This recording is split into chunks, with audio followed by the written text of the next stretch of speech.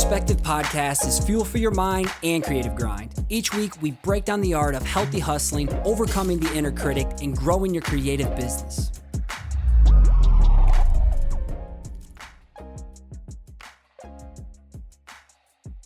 What would you say is like in the beginning some of your guys' biggest mistakes in learning lessons, you know, in terms of pricing, presenting, proposals, whatever?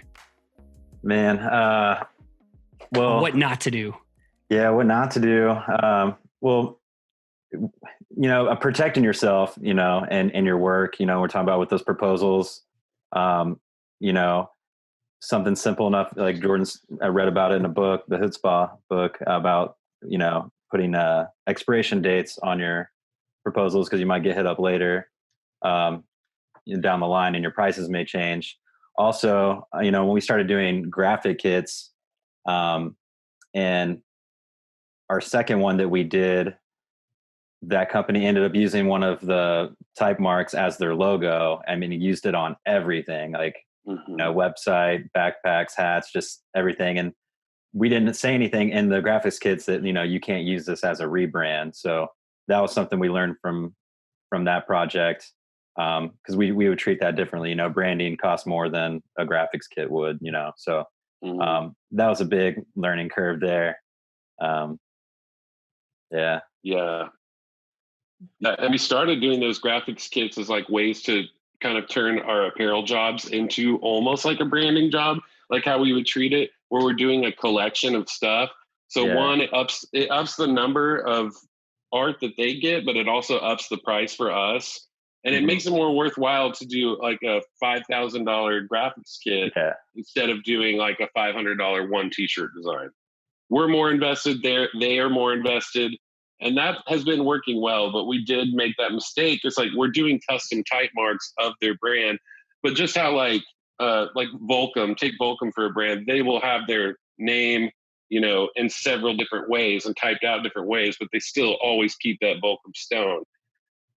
So we've had to be clear when we're working with these apparel companies that, yeah, we will take your name and give it a custom type piece, but none of this can be your brand. You know, you can't rebrand your company with it because we're not talking about rebranding right now. We're talking about merchandise and apparel.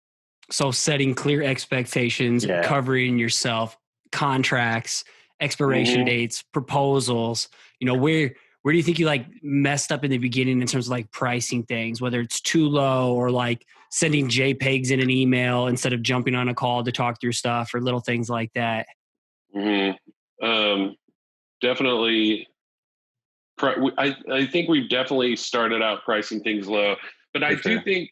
Like, give me an example. What was low for something? First was free, just so people know. Like sometimes free work can be awesome. You know, I know there's a lot of people that are haters on free work, and you could have made that brand on your own. But at the same time, like Draplin talks about all the time, some of the dopest work and the best work you'll ever do is stuff for like people who deserve it or people who need like a break or a friend. You know, so and I love the concept, and I know you and Josh talked about on here, and Josh will do that for Pride. You know, just build a fake brand, ghost brands, ghost brands. I love that idea. But I also love even more with like the Wang thing, if you can find someone that actually needs the help and will implement it, if they put it out into the world, it's a very real thing too, you know? One, you're helping someone help you. Like that portfolio shit like that, you know, you can't buy anything better than that, you know? Like instead of a mock-up, if you have a real picture of a truck that you did, that's pretty badass. And no one has to know if you did it for free or not. Yeah. I mean, but yeah, I think at first, you know, before Jeremy and I started working together, I did an ice cream shop here in Tulsa, and I charged $500 for the brand, you know, and Jeremy and I were kind of starting around $500 to $1,000, then to $2,000, you know, and you start kind of realizing your worth after a while. I mean, if you're doing shit for a certain price and halfway through it, you're like, this isn't worth it, you need to really check yourself and think about that the next time you take on a project. Definitely. Do you guys have like a minimum now, or do you work in like tiers of packaging? Like here's like a branding tier, you know, there's option 1, maybe it's like a basic, here's a standard, here's like a professional, more deluxe kind of thing? Or do you have like a one flat kind of package? I know sometimes it's going to vary depending on the client's needs, but do you have like these starter kind of levels to deter people too? We don't have that set up quite well, do we, Jeremy? No, not really. And we've actually talked about it somewhat recently, because you get hit up a lot by people who are just like, how much for a logo? Or I'm looking for a logo. And then they say their budget, they say their budget, which is usually like, you know, in the hundreds sometimes. And it's just like, oh, you don't even want to answer those emails. So sometimes we'll just answer an email like that. Like they just say, want a logo, and be like, minimum $2,000 logo.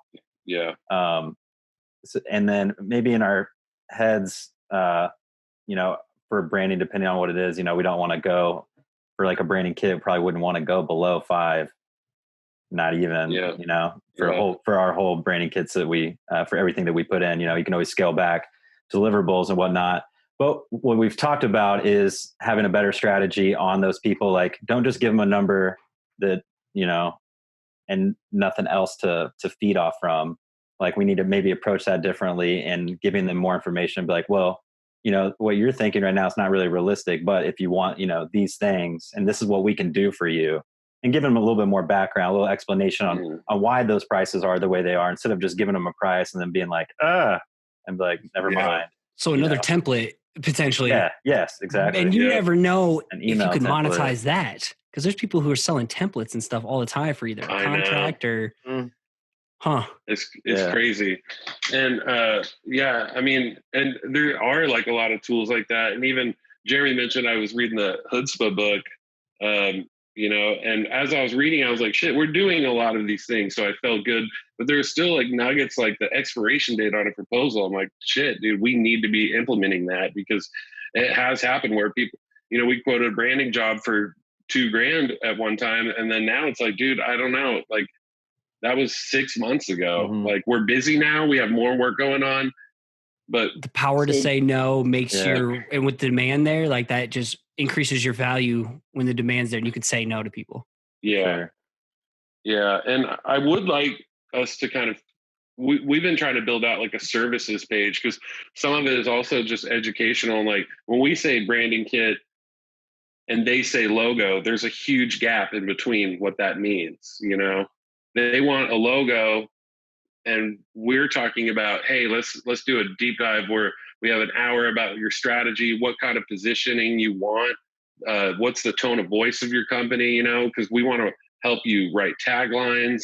We want to create merchandise assets for you, you know, every touch point of your brand. And it kind of depends on what it is. But like if we take Slice as an example, you know, that was one branding session that went really well. Like we knew what they wanted. We knew what their goals were. And then, you know, since they were trying to make new beers all the time, instead of having like traditional staples, you know, that's where we built their brand around culture of fresh. Like that was a tagline that we came up with for them, and it's implemented everywhere. It's almost secondary to Slice, you know, like all the people that buy their shit, they know culture of fresh. They know what that means, you know? And I think there's a huge value add too. You're not just technicians of designers. You literally thrive, you two together, in the world of brand strategy. Thanks again for listening. It'd be awesome if you took the time to subscribe to the channel, hit the like button, and let the comment below so we can connect. Again, if you want to catch a shout out as a future listener of the week, make sure you subscribe to the show on iTunes and give it a rating and review.